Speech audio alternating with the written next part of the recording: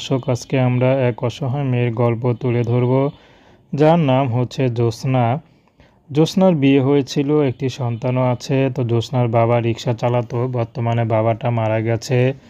তার একটি শুধু বড় ভাই আছে আর মা আছে, কিন্তু বড় ভাই বিয়ের করে আলাদা হয়ে গেছে, কোনো খরচ দেয় না।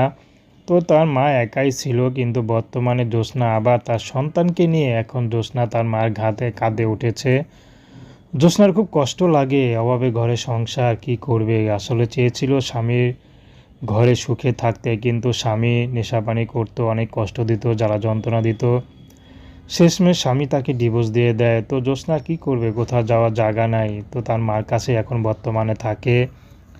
তো জ্যোৎস্না এখন চাচ্ছে যদি তার এই কষ্টের দিনে কেউ তার পাশে থাকতো, তাহলে সারা জীবন তার সঙ্গী হয়ে থাকতো।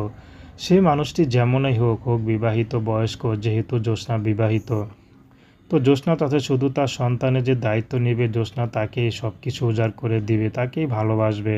কারণ জ্যোৎস্না ভালোবাসার আর কোনো মানুষ নেই, শুধু সন্তানের মুখের দিক তাকিয়ে জ্যোৎস্না বেঁচে আছে। জ্যোৎস্না চাচ্ছে কেউ তার ভিডিও দেখে কষ্ট না দিয়ে যদি একটু পাশে থাকে, তাহলে সারা জীবন তার সেবা করে যাবে। তো প্রেম ভালোবাসা